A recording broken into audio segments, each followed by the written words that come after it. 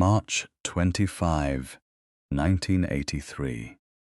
Michael Jackson walks to the front of a Pasadena stage, reaches into his jacket pocket, and pulls on a single white glove covered in black sequins. The audience doesn't know what's coming. Nobody does. 47 seconds later, the moonwalk happens for the first time on live television, and the world changes. The glove catches the light on every replay, every highlight reel, every tribute. Every impersonator who ever stood in front of a mirror and practiced the slide. The glove became the image, and the image became the problem. Because from that night forward, Michael Jackson could walk into any room on Earth, and the glove would arrive before he did, carrying every assumption, every headline, every opinion the world had already formed about who he was and what he meant. He never fully escaped it. This is the story of what that actually felt like. Subscribe and like if you want the full story, not the headline version, because what's coming next changes everything you thought you knew about that glove. By the end of this, you're going to understand something about Michael Jackson never stopped to consider. The glove wasn't just a costume choice moment. It wasn't just showmanship. It wasn't just the thing that caught the light at the right moment and made 60,000 people lose their minds. It was the center of an image so powerful, so complete, so instantly recognizable, that it started doing something nobody intended it to do. It started replacing him. Not all at once. Slowly, the way these things always happen. A headline here, a magazine cover there, an impersonator on a street corner, a Halloween costume, a merchandise table outside an arena.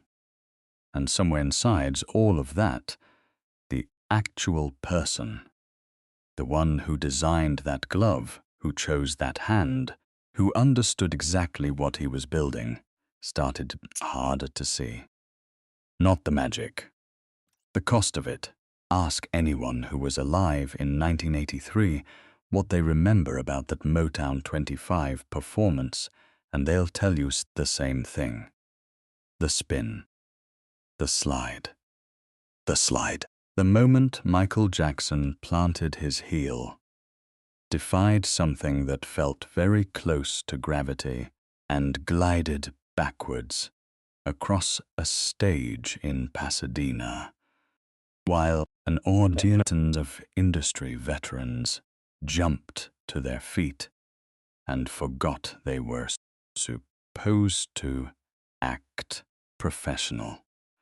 And the glove, always the glove, catching the light at exactly the right second. Right hand raised, black sequins, blazing under a single spotlight, like it was always supposed to be there. Like the performance would have been incomplete without it. The world watched that footage and made a decision. Michael Jackson. They understood what the glove meant. It meant genius. It meant spectacle. It meant a man so far ahead of everyone else that even his accessories felt like statements. For the next decade, that image traveled everywhere. Television replays, magazine covers, newspaper features, award show tributes, a two-word explanation for everything Michael was and everything he represented. You saw the glove, you knew the story.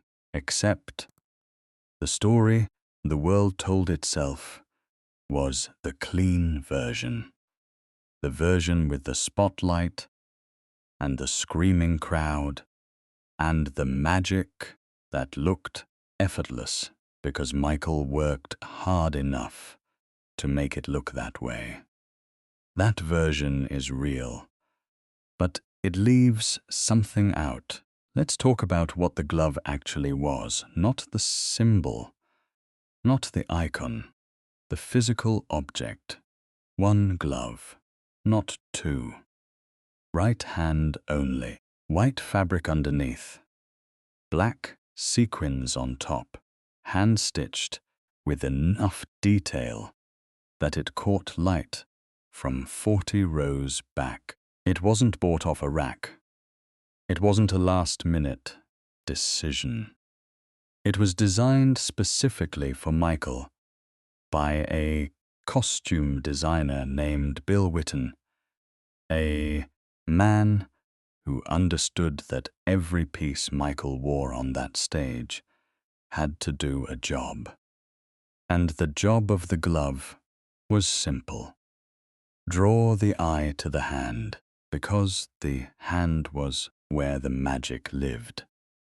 The isolations, the pops, the extensions, the moments where Michael's arm seemed to operate independently from the rest of his body, like it belonged to something not entirely human. One glove amplified that. Two gloves would have balanced it out, made it symmetrical, made it normal. One glove made it strange. Deliberately, carefully, intentionally strange. Michael knew exactly what he was doing. The crowd saw it and thought they understood it. A fashion choice, a signature, a piece of the performance. They were looking at the right object. They just weren't asking the right question. To understand what the glove meant, you need to understand where Michael was standing when he put it on for the first time. He didn't arrive at Motown 25 as a fresh face. He arrived as someone who had already spent 2 decades proving himself to an industry that kept moving the goalposts. He started performing at 6 years old. 6. While other kids were learning to read, Michael was learning stage presence, learning harmonies, learning how to hold an audience's attention from the back of a room. The Jackson 5 made it look natural, because the Jackson 5 worked until it was natural. Rehearsals that ran late into the night, a childhood spent almost entirely under stage lights. By the time Michael went solo, he wasn't a kid anymore. He was a professional with performance experience and something serious to prove. Off the Wall came out in 1979. It sold 20 million copies worldwide. It produced 4 top 10 singles. The first solo album in history to do that. Critics loved it, fans loved it. And then Grammy night arrived, and the album received a single nomination. 1. For Best R&B Vocal Performance. Michael didn't hide how that felt.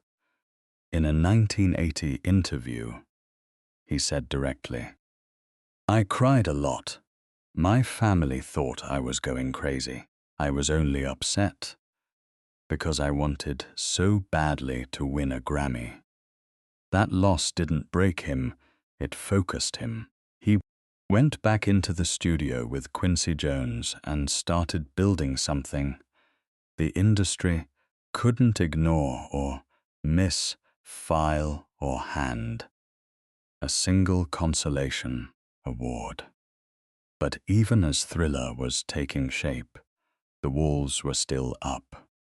MTV in 1982 was not playing black artists, not regularly, not comfortably. The network had a format, and that format had a color, and Michael Jackson, this is, regardless of what his music sounded like or how many records it sold, was not automatically inside it. The crossover wasn't given to him. It was forced open, and the man doing the forcing was standing in a rehearsal room in early 1983, pulling on a single white glove and preparing to walk onto a stage that had no idea what was about to happen. That night, it had been building for years. Thriller didn't just change Michael Jackson's career. It changed the entire architecture of the music industry, and then it handed him a weight nobody warned him about. 42 million copies, 7 top 10 singles from one album. Numbers so large they stopped feeling like a celebration and started feeling like a baseline. Because that's what the industry does with a record like that. It doesn't frame it as a peak. And from that point forward, everything Michael created would be measured against the thing he'd already done. Epic Records had an asset worth hundreds of millions of dollars. Assets don't get rest, they get schedules. But the record label pressure, as suffocating as it was, wasn't even the heaviest thing Michael was carrying in 1983. Go back further. Go back to age 6. Most people process childhood as a time of low stakes. You fail a test, you try again. You embarrass yourself, you recover.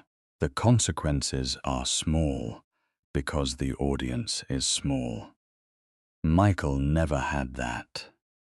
From the moment the Jackson 5 started performing, failure had an audience.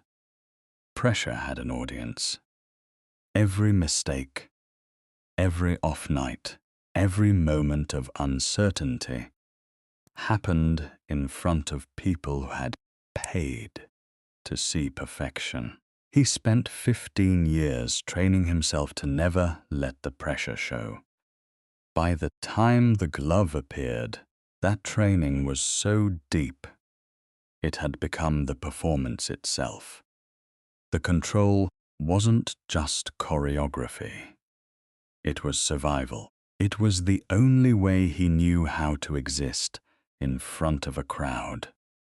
Completely composed, completely present, completely untouchable. And then Thriller happened, and the crowds got bigger, and the cameras got closer, and the questions got stranger. The MTV battle added something else entirely. When Billie Jean forced its way onto the network in early 1983, the resistance from inside the industry was real. Black artists weren't the format. Michael's team pushed. CBS Records applied pressure. The video got in. The ratings jumped. The door opened. But forced doors leave splinters. There were executives who smiled at the numbers and quietly noted that they hadn't chosen this. Industry relationships shifted. The politics underneath the celebration were complicated in ways that didn't make the press releases. Michael felt it. He was sharper about the business than people gave him credit for. What he said publicly about this period was careful but honest. In a 1993 conversation with Oprah Winfrey, he said, "I am one of the loneliest people in the world, not with self-pity, with the calm," someone describing a condition they'd long since stopped expecting to change. Jermaine Jackson, in documented interviews about this era, described a brother who had mastered the art of keeping the internal and external completely separate, who could walk into an arena of 80,000 people and then would have while tall carrying things privately that he never put on stage. That's when the glove stopped being about fashion. Think about what it represented in that context. One hand, controlled, precise, deliberate, protected by something carefully designed to catch light and draw attention, to show the world exactly what Michael wanted it to see and nothing more. The glove was the performance. And once you understand that, the story stops being about a costume choice. It becomes about what fame kept taking from him every single time he walked off stage. And the glove came off, and there was nothing left between him and everything he was carrying. And once that glove became personal, the story stopped being about fashion. It became about what fame kept taking from him. Watch any footage from this period, and it looks effortless. The moves are clean. The glove catches the light exactly when it's supposed to. Everything looks planned because everything was planned. Rehearsed until it stopped feeling like rehearsal and started feeling like breathing. But that's the thing about Michael Jackson at this level of performance. The effortlessness was the work. The calm was the discipline. And the magic, the part that made 60,000 people forget where they were for 3 minutes, had a cost attached to it that never once showed up in the footage. Most people never thought to look for it. We're going to look for it now. Here's what the public saw in 1984, a man at the absolute peak of his powers. Thriller still selling. The Victory Tour selling out arenas across America. The glove on the hand of the most famous entertainer on earth. Catching light in front of crowds that had never been that size for a single performer before. The image was total. The confidence looked unshakable. Here's what the source record shows. By 1984, Michael was already in conflict with the Victory Tour itself. He didn't want to do it the way it was being organized, a system that required fans to send in a lottery application with a $120 check just for the chance to buy tickets, was something Michael publicly and personally objected to. He said so in a press conference. He eventually donated his entire share of the tour earnings to charity. That's not the behavior of a man drunk on his own success. That's a man increasingly uncomfortable with the machinery operating in his name. The media didn't frame it that way. What the press found more interesting was everything else.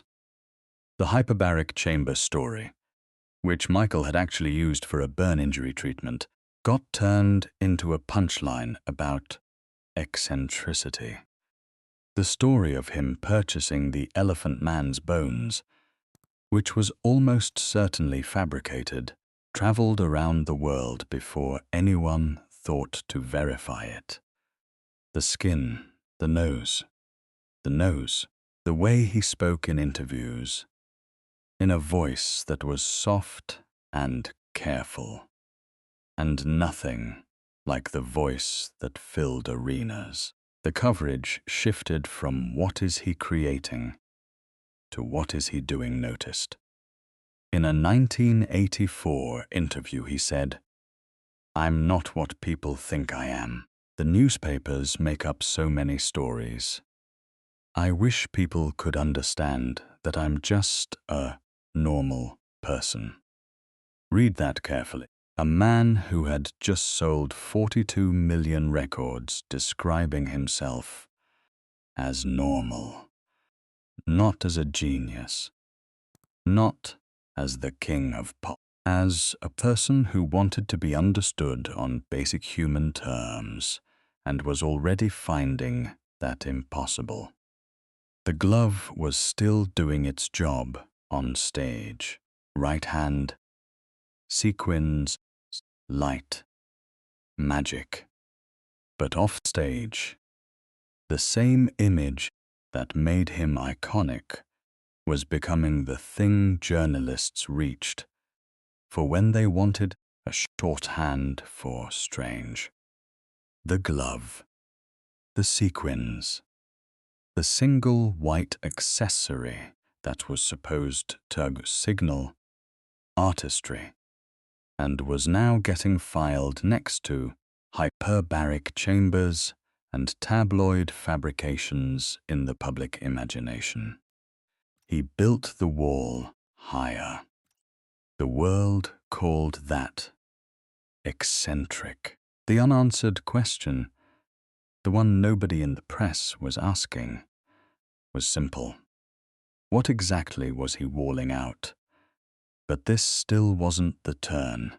The real shift came when the glove stopped looking like part of the legend and started looking like evidence of the pressure around him. Here's the moment the glove stopped being Michael's. Not a single day, not a single event, but somewhere between 1983 and 1987, something happened to that glove that nobody planned and nobody could reverse. It became bigger than him. Think about what that actually means. You create something.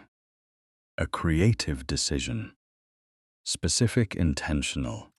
Designed by you and for you, with a clear purpose attached to it. And then the world takes it. Not violently. Enthusiastically. With love, even. They put it on Halloween costumes. They sell it at merchandise tables, outside arenas. They hand it to impersonators on Las Vegas stages and in theme park parades. They use it in cartoons, in advertisements, in newspaper illustrations when they need a single image to represent everything. Michael Jackson is supposed to mean, and somewhere in that process, the object stops belonging to the person who made it. It belongs to the image now. By the mid-1980s, the glove had traveled so far from its origin that it had developed its own public meaning. One Michael didn't write and couldn't edit. To his fans, it still meant magic and genius. To the tabloid press, it meant something stranger. A prop in the ongoing story of a man who was losing touch with ordinary life. To the general public meant Michael Jackson, which by then had become a concept as much as a person. The man himself was somewhere inside all of that, getting harder to find. In a 1987 interview, Michael said something that doesn't get quoted as often as it should. "I'm never pleased with anything," he said. "I'm a perfectionist. It's part of who I am." He was talking about his work, about the studio, about the gap between what he heard in his head and what came out on tape. But listen to that statement in the context of everything else happening around him at that point. A man who is never pleased, who holds himself to a standard nobody else can see or measure, who pours that standard into a performance so complete and so controlled that the audience experiences it as effortless magic, and then watches the world reduce that magic to a single glove on a Halloween rack at a department store. That's not a metaphor. That's a specific kind of loneliness. The glove was supposed to draw the eye to the hand, to the craft, to the thing Michael could do that nobody else on earth could replicate. Instead, it drew the eye to the image, and the image drew the eye away from the person. Michael Jackson became the most recognizable human being on the planet in the 1980s. Genuinely, there are documented accounts of him being unable to leave a hotel room in multiple countries without triggering scenes that required police intervention. That level of visibility should mean the world knew him completely. It meant the opposite. The more the glove traveled, the less people looked past it. The more the image spread, the smaller the space for the actual man became. You've seen that glove 1,000 times, but you weren't seeing Michael. You were seeing what the world had made of him. And once that meaning changes, the old version of the story begins to fall apart. Let's be specific about what the machine actually did. Because the media attacked Michael Jackson is the kind of sentence that sounds true and explains nothing. In 1987, the British tabloid The Sun published a story claiming Michael had offered to buy the bones of Joseph Merrick, the Elephant Man, from the London Hospital Medical College for $500,000. The story traveled instantly. It landed in American papers within days. It became one of the defining Michael Jackson narratives of the late 1980s. The London Hospital Medical College denied it ever happened. Their spokesperson said directly that no such offer had been made and that the bones were not for sale. That denial got a fraction of the coverage the original story received. The glove was in the illustration that ran with the story. That's how the machine worked. Not through one dramatic lie. Through 1,000 small framings. A choice of photograph here, a headline word there, a detail included, and a denial buried, that slowly assembled a public character sketch of Michael Jackson that had almost nothing to do with the person in the studio or the rehearsal room or the interview chair. By the late 1980s, that tabloid cycle around Michael had developed its own momentum. Each story created appetite for the next one. The stranger the detail, the wider it traveled. And the image of the glove, already iconic, already everywhere, became the visual shorthand the press reached for every time it needed to signal that what followed was going to be unusual. The glove stopped being a symbol of artistry. It became a symbol of otherness.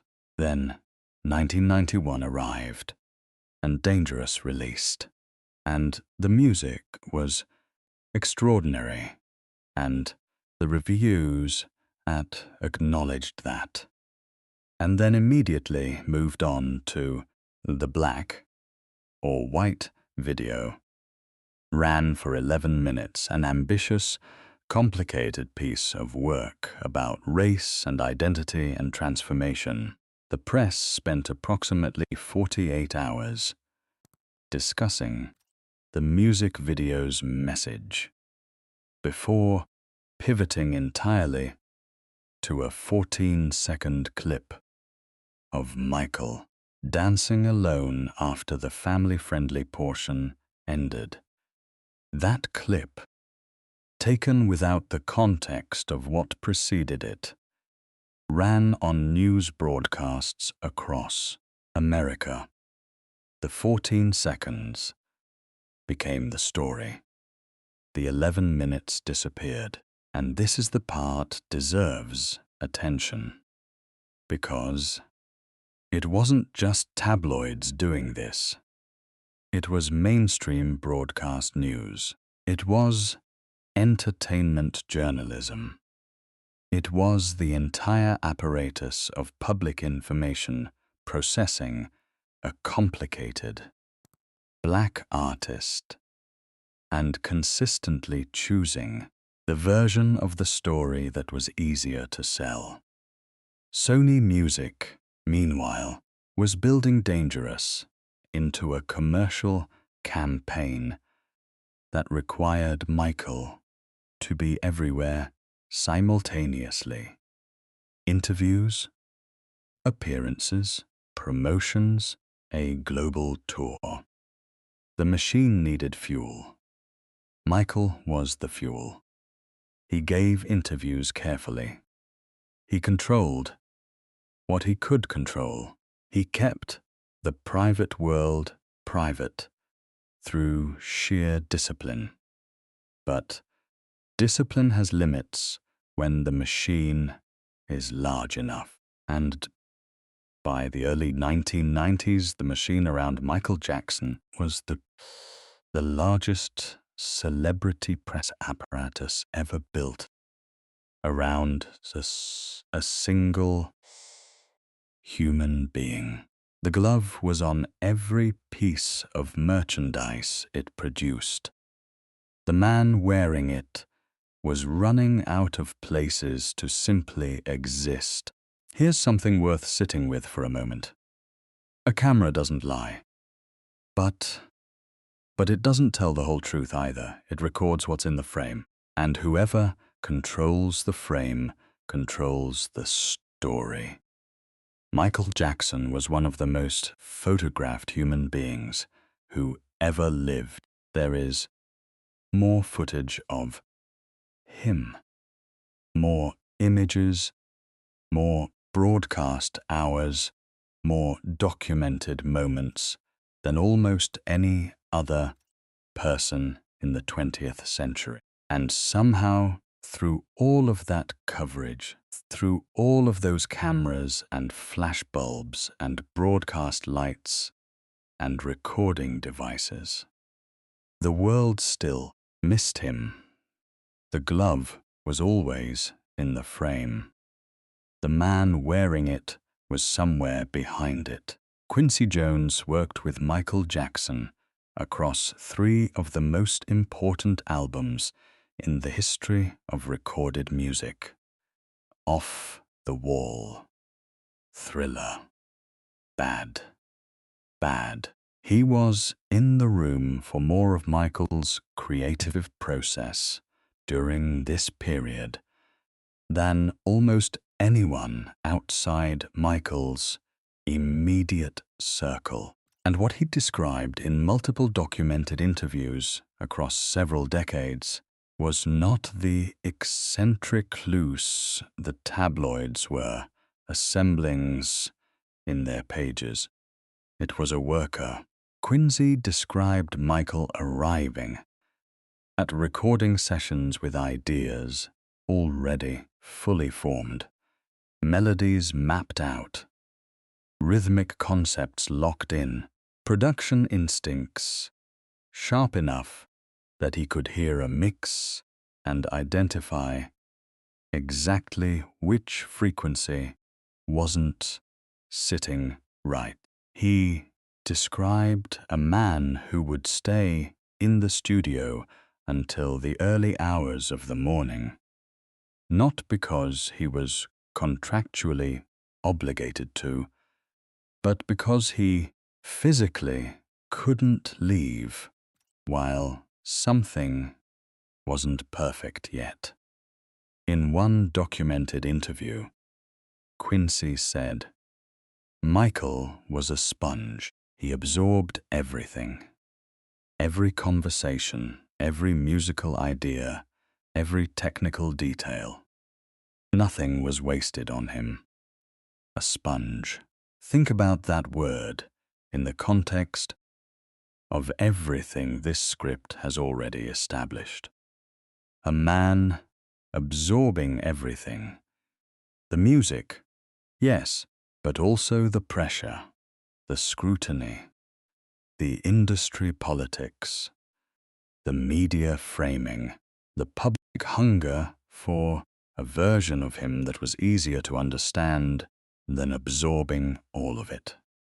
Bringing it into the studio, turning it into thriller, turning it into bad, turning it into performances so complete and so overwhelming that the audience experienced them as pure joy while having no idea what the raw material was. Quincy also noted something specific about Michael's relationship with performance, that there was a version of Michael on stage and a version off stage, and the distance between those two people was significant. Not fake, not calculated dishonesty, just the natural result of someone who had learned from childhood that the stage was the one place where he had total control. Off stage, control was harder to maintain. The world was louder off stage. The cameras were less predictable. The questions were less manageable. So Michael kept the performance version of himself close. The glove was part of that, not a disguise, not a trick, a boundary, the most visible boundary he had. The man who heard Michael's voice more clearly than almost anyone during this period understood that the performance wasn't separate from the person. It was how the person survived. November 1993. Michael Jackson sits down for a live television interview with Oprah Winfrey at Neverland Ranch. 90 million people watch it in the United States alone. It becomes one of the most watched television broadcasts in American history at that point. And for a moment, for one specific documented, real moment, the machine stops. Because the person on that screen isn't the glove, isn't the moonwalk, isn't the tabloid caricature, or the merchandise, or the impersonator on the Las Vegas stage. It's Michael Jackson, talking, carefully, honestly, with visible effort, about his childhood, about his father, about the loneliness, about the vitiligo that had been changing his skin since the early 1980s, and that the tabloids had spent years turning into something sinister. He said, "I have a skin disorder that destroys the pigmentation of the skin. It's something I cannot help." 90 million people heard that, and for approximately 72 hours, the public conversation shifted. There was genuine sympathy, genuine reconsideration. People who had spent years repeating tabloid narratives paused and looked at the man on the screen and heard something that sounded like truth. Then the allegations arrived. Later that same year, a civil lawsuit was filed containing accusations that sent the entire public conversation into territory from which it never fully returned.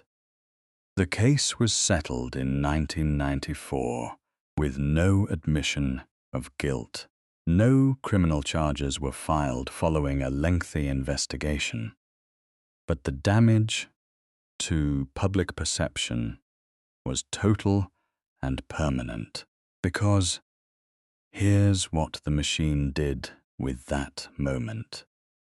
It took every strange detail from the previous decade: the glove, the hyperbaric chamber story, the elephant man's story, the skin, the nose, the Neverland, the chimpanzee, every carefully assembled piece of the caricature, and reframed it retroactively as evidence of something darker.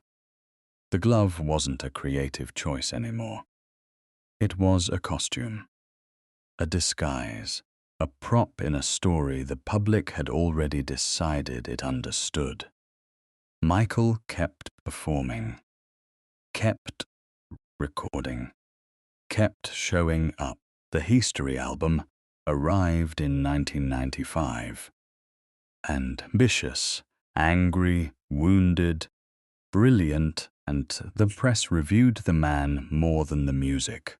The glove appeared on the album cover, not on his hand, displayed, like an artifact, like something from a museum case, like something that had already passed into history, while the persons it belonged to was still alive and still carrying everything it represented. And after that, the glove could never go back to being simple again. Here's what the world remembered: the glove, the moonwalk, the allegations, the skin, the Neverland, the trial, the verdict, the final rehearsal footage. The morning of June 25th, 2009, when the news broke and the whole world stopped for a moment, and everyone who had spent years making jokes about Michael Jackson suddenly went very quiet. Fragments, highlights and lowlights assembled into a greatest hits package of a human life that was considerably more complicated than any package can hold. Here's what the headlines flattened. They flattened a man who started working at 6 years old and never really stopped, who spent 15 years inside the Jackson 5, machine learning every aspect of performance, stagecraft, and music production before the world even knew his name as a solo artist, who made Off the Wall and got 1 Grammy nomination and went back into the studio. and made Thriller instead of complaining. Who broke down a racial barrier at MTV?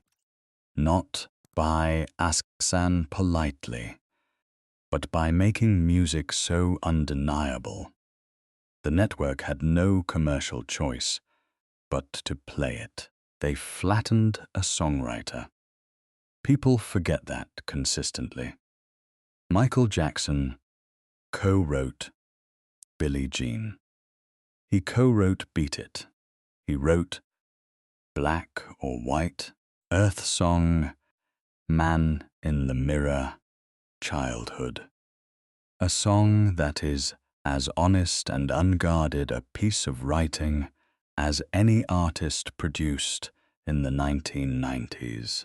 These weren't songs assembled by a committee and handed to a performer. They came from a specific person with a specific interior life that was nothing like the caricature the tabloids built. In 1993, Michael said to Oprah, "I am a Black American. I am proud of my race. I am proud of who I am." That statement was made in the same interview where he discussed vitiligo, where he tried, carefully and publicly, to correct a narrative that had been running for years without his input. The narrative kept running anyway. That's the gap this script has been tracing from the beginning. Not between good Michael and bad headlines. Between a specific, documented, evidenced human being with verified words, verified creative decisions, verified professional achievements, verified private struggles, and the much simpler version the public found easier to hold. The glove was supposed to mean craft, precision, intentional artistry. By the end, it meant everything the world had decided about him. Most of it was wrong. Not all of it. The record is complicated and the script won't pretend otherwise. But most of it was wrong. And the man who made that glove famous deserved to be remembered as more than what it became. So let's go back to the glove. One glove. Right hand. White fabric. Black sequins. Hand-stitched by a man named Bill Whitten. Because Michael Jackson knew exactly what he wanted. And exactly what it needed to do. Draw the eye to the hand. That was the intention. Simple, specific, deliberate, a creative decision made by an artist who understood performance at a level most people never reach and never will. And it worked. The whole world looked at that hand. They just stopped there. They saw the glove and thought. They saw Michael Jackson. They saw the sequins catch the light and thought that was the whole story. The magic, the genius, the icon, the spectacle. They were looking at the brightest thing in the frame, which made everything behind it harder to see. The man who designed that glove, who rehearsed until his feet bled, who absorbed every pressure the industry and the media and the public could generate and turned it into music that outlasted all of it. That man was always there, just behind the light, just behind the image the world found easier to remember than the person who made it.